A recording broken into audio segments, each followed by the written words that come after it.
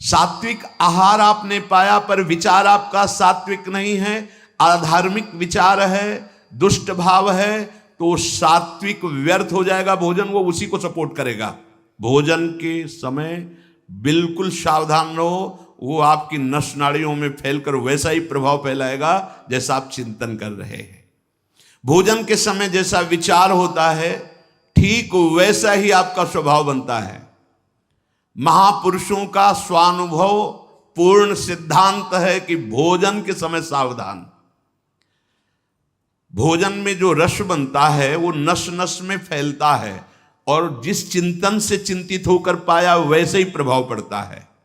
स्थूल भोजन का सूक्ष्म विचार पर प्रभाव पड़ता है, कई गुना प्रभावशाली प्रभाव आपके चिंतन का पड़ता है भोजन में। बहुत शुद्ध भोजन हो, सात्विक भोजन हो, पर आपका विचार भोजन करते समय सही नहीं, आपका चिंतन सही नहीं। इसलिए देखो संत जनों का जब कभी प्रसाद पाने तो पहले नाम कीर्तन होता है, फिर बहुत से जय जयकार लिखते हैं, और बीच बीच में जोर जोर से राधे श्याम की गुण, कि आपका चिंतन भागवतिक रहना चाहिए। देखो ना, हमें लगता है 10 मिनट तो केवल जय जयकार ही होती है। अयोध्या मथुरा की जय, पूरे जितने अपने ठाकुर जी सब की जय जयकार। वो रसगुल्ला की तरफ देख रहा है, पर अब जय पूरी हो तब ना जय जय बोलना ही पड़ेगा, और कीर्तन करो। ये कितनी सुंदर प्रणाली है। भोजन बहुत सात्विक, बहुत, ये जीवन बड़ा उज्जवल भविष्य करने के लिए मिला है। भोजन के समय पवित्र, उच्च, निर्भय, शांत और भगवन नाम जप, ऐसे भाव होने चाहिए। उपासक को जिसे ब्रह्मचर्य रहना है, 2 समय भोजन हल्का या 1 बार भरपेट 24 घंटे में पर्याप्त है ब्रह्मचारी के लिए। 2 बार तो हल्का। केवल 2 ही समय भोजन करे। पहला भोजन का समय 10 बजे से लेकर 1 बजे के बीच में, दूसरा संध्या होने के बाद 8 बजे तक, इसके बाद नहीं। अगर इसके बाद आप पाते हैं तो आपकी दिनचर्या में फर्क पड़ेगा, वो आपके कई दोष प्रकट कर देगा। देखो, जीवन को यदि आप मंगलमय प्रकाशशील बनाना चाहते हैं तो महापुरुषों के वचन मानने पड़ेंगे। कोई भी बिना सद आचरण किए सुख शांति को नहीं प्राप्त होता। आज हमारी सब दिनचर्या नष्ट हो गई है, और हम चाहते हैं सुख शांति आनंद ऐश्वर्य वैभव, और आचरण हो रहे हैं दुख और अशांति और दरिद्रता आने वाले। और आप चाह कैसी आचरण, कैसे? भोजन 2 समय, बहुत ध्यान से। पहला 10 से 1 बजे तक, और मध्याह्न में भोजन पाने के बाद चाहे 15 मिनट ही हो, आप विश्राम कीजिए, दाएं बाएं करवट सीधा। ऐसे दिन में अगर आपको रात में सोने से पर्याप्त नींद हो जाती है तो फिर दिन में सोने की जरूरत नहीं, नाम चिंतन करते हुए करिए, फिर आप बैठ जाइए, फिर अपनी दिनचर्या में लगिए। शाम के 8 बजे तक भोजन हो ही जाना चाहिए, क्योंकि घंटा आध घंटा टहलना अपनी दिनचर्या, और फिर आप शयन कीजिए, फिर आप जग जाइए समय से। अगर आपको भगवत मार्ग में संयम पूर्वक चलना है तो आपको इस सुधारना होगा। हमें लगता है प्राय जो अपने साधकों की दिनचर्या है शायद इसी के अंतर्गत ही है। अगर आपका 2 बार भोजन में विक्षेप पड़ता है तो 1 बार भोजन अच्छे से पा लीजिए, थोड़ा मध्याह्न में विश्राम, बस राधा राधा। अगर चल जाए तो जैसे मिलता है आधा लीटर दूध या 250 ग्राम जो भी, शाम को उसको पी लीजिए। मतलब ब्रह्मचारी को ज्यादा किसी पदार्थों की ताकत की जरूरत नहीं होती, वो स्वयं में इतना। अब अनावश्यक आप डालते रहोगे अनावश्यक, तो फिर आपका चिंतन भी बिगड़ जाएगा, आप नहीं संभाल पाओगे। बहुत संयम की जरूरत है। बहुत गर्मा गर्म भोजन ब्रह्मचारी को नहीं करना चाहिए, उससे आपके ब्रह्मचर्य पे फर्क पड़ जाएगा। ताजा भोजन है पर धुआं नहीं उठना चाहिए, शांत। ये गर्मा गर्म जैसे ना, बिल्कुल नहीं। भोजन हमेशा सात्विक, ताजा, सादा होना चाहिए। जो जैसे रोटी ये सब, मठरी आदि जैसे 1-2 दिन, मीठा आदि 1-2 दिन, लेकिन जैसे रोटी आदि ये शाम की बनी सुबह नहीं पाई जा सकती, क्योंकि उससे फिर बुद्धि में प्रमाद और तमोगुण बढ़ने की चेष्टा। बासी अन्न नहीं। अच्छा, भिक्षावृत्ति में ये बड़ी सामर्थ्य है कि हमारी झोली में मांगने पर जो आया वो ब्रह्म स्वरूप है, उसका कोई इन सतोगुण रजोगुण तमोगुण से कोई उसका प्रभाव नहीं। ये भिक्षान्न में बहुत बड़ी सामर्थ्य थी। राधे श्याम बोला, आप कोई 5 दिन की सूखी रोटी दे दे, वो हमारे लिए अमृतमय, वो नहीं होगा कि ये तो बासी है क्या, तमोगुण पैदा करेगी कि नहीं, वो महाप्रसाद स्वरूप हो जाती है।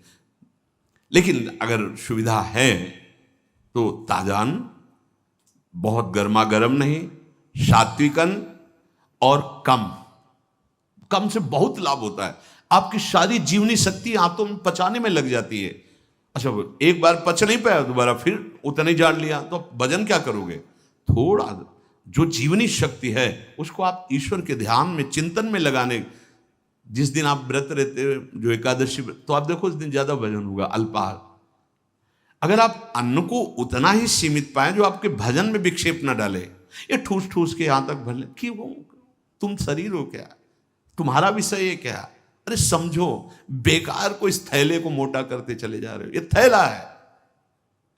उठने में परेशानी, चलने में परेशानी, बड़ी समस्या दिनचर्या करने में। अब इतना बड़ा पेट हो गया तो दिनचर्या कैसे करें? कैसी दिनचर्या होगी? काहे को इतना खा रहे हो? बोले वो घटाने की दवा ले रहे, किसी दवा की जरूरत नहीं है। सीधे मूंग की दाल उबालो, 2 रोटी शुरू करो। 1 महीने में अगर तुम्हारी चर्बी न कम हो जाए तो मैं बताना। रोज सुबह टहलो, थोड़ा व्यायाम करो। अगर जानकारी हो तो जो योगी जन आपको प्राणायाम की पद्धतियां बताए, और सात्विक भोजन, अपने आप ठीक हो जाओगे। पाना है पिज्जा बर्गर, पाना है तुमको संसारी को। अब चर्बी बढ़ती चली जा रही, आगे पीछे, न उठने की सामर्थ्य न बैठने की।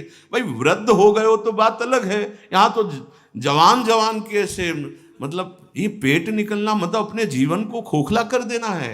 बोलो अपनी दिनचर्या को कैसे कर पाओगे?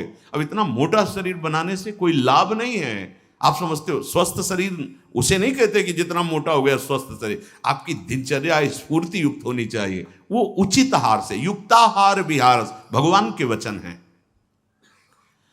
ये जो शब्द लिखे, ये अच्छे पदार्थों को ठूस ठूस कर खाने का स्वभाव, ये आपको संयम में नहीं रहने देगा। बढ़िया काजू पड़ी, किशमिश पड़ी, खीर है, अब हटाओ। अरे किसको पिला रहे हो? किसको? ये रसेंद्री के संतों ने कहा है, घाटी नीचे माटी। बस इतना का खेल है। इतने के नीचे गया सब बेकार हो। अब फूल रहा है, गैस बन रही, कब्ज बन रही, डकार इधर घूम रहे, उधर, काहे को परेशानी मोल ले ली?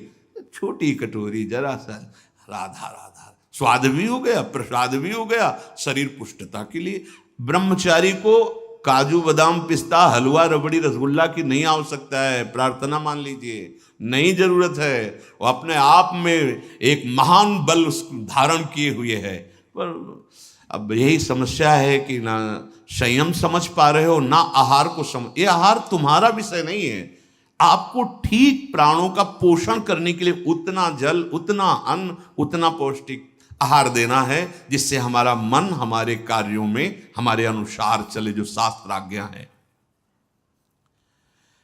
बहुत नमकीन, लाल मिर्च, गरम मसाला, कचौड़ी, पकौड़ी, बहुत मिठाई, चाय, काफी, प्याज, लहसुन, ये इंद्रियों को भयंकर चंचलता प्रदान करते हैं और वीर शक्ति का नाश करने में बहुत इनका योगदान है।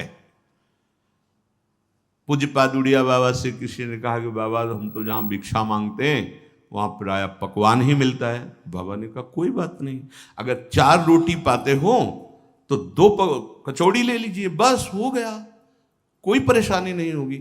4 की है, 2 पा लीजिए। एक बार पूज्य बाबा, बहुत से साधक जन बाबा का, तो कुछ ऐसी कच्ची और मोटी पूड़ी बनवाई और कुछ हल्की एकदम बहुत पकी हुई पूड़ी बनवाई। पकी हुई पूड़ियों को पहले परोसा गया, उनके ऊपर कच्ची पूड़ियां रख दी गई, 1-1, 2-2, और बाबा खड़े हो गए। भाई पाओ सब। तो कुछ जो साधक संयमी थे तो ऊपर से शुरू किया, और कुछ साधक जो स्वाद वाले थे वो ऊपर के हटा करके बाबा रुक खड़े हो। क्यों ऐसा किया? बाबा वो नीचे वाली पकी थी और ठंडी हो जाती, घर जाओ। बहू ले गरम गरम बनवा के पाओ, बाबा जी बनने लायक नहीं हो। अगर रसेंद्री की तृप्तता, रसेंद्री की पूर्णता की तुम्हारी भावना है तो तुम जनेंद्री को नहीं रोक सकते हो। ये वैराग्य मार्ग है। स्वयं बाबा, बहुत महापुरुषों ने भगवत प्राप्ति के लिए स्वयं कष्ट को वर्ण किया।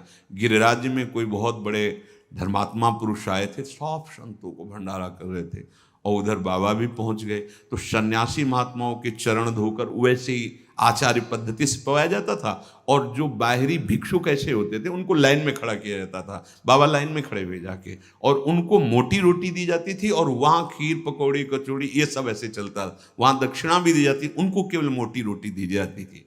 ये कई दिन ऐसा उन्होंने सदाव्रत की तरह, तो बाबा उस लाइन में खड़े हुए, 4 रोटी उनको मोटी मोटी मिली, आ गए और एकांत में 2 रोटी पाई और 2 रोटी जमीन में ऐसे गाड़ दी। और बस जब पता चला कि पूज्यपाद उड़िया बाबा जी आए हुए हैं, तो वही धर्मात्मा सेठ और सब अंगूर और सेव के झबिया बड़ी बड़ी लेके जहाँ बाबा थे आ गए, प्रणाम साष्टांग, बाबा हो भाग्य आपके, बाबा आप चरण पधराए अंदर। बोले नहीं, हम तो ले आए हैं आपके यहाँ से भिक्षा। कब बाबा? बोले ले आए हैं और 2 पा चुके हैं और 2 कल पाएंगे। और ऐसे रज हटाई और कहे 2 है। अरे बाबा आप? बोले यही तुम्हें हम समझाना चाहते थे कि आपको क्या पता कौन सा महापुरुष किस, ये क्यों भेद जनित भोजन देते हो, एक को ऐसे और एक को ऐसे। एक दिन पवाओ, लेकिन कम से ठीक है, माना उनको सम्मान से बैठ के, उनको खड़े खड़े, लेकिन वही चीज दो जो सबके लिए। बाबा कैसे महान पुरुष, 2 रोटी पाई, 2 पुराने संतों को देखो कैसे जीवन यापन। हाँ देखो, वही बाबा जो एक कवल पाकर 18 घंटा पद्मासन में बैठते थे, जब परिपक्व अवस्था 70 घरों में एक दिन में जाते थे भावना पुष्टता के लिए। बाबा हमारा निमंत्रण हुआ, गए 1-2 कवल पाए, ऐसे जरा जरा सब पाए। ऐसे हम अभी भगवत प्राप्त नहीं हुए हैं, तो हम लोगों की इंद्रियां, मन, बुद्धि संसार की तरफ जा रही है। अब हमको संयम की आवश्यकता है। यदि संयम का हम बर्ताव नहीं करेंगे तो सुन लो, भोजन के पहले अच्छे से हाथ धो, मुंह में कुल्ला करो, और लघु शंका लगी हो तो लघु शंका जाओ। भोजन के पहले पवित्र हो। भोजन पाते समय नाम चलना चाहिए या पद चलना चाहिए, या अच्छे कोई संत महापुरुषों के जो चरित्र हैं उनका चिंतन करना चाहिए। खड़े भोजन नहीं पाना चाहिए, लेटे भोजन नहीं पाना चाहिए, चलते हुए नहीं पाना चाहिए। प्रातः काल कल चर्चा हुई थी, जो जलपान है बड़ा औषधि का कार्य करता है। ब्रह्मचारी को बाल भोग नहीं करना चाहिए। सोचो भैया, ब्रह्मचारी को बाल भोग नहीं करना। 10 से 1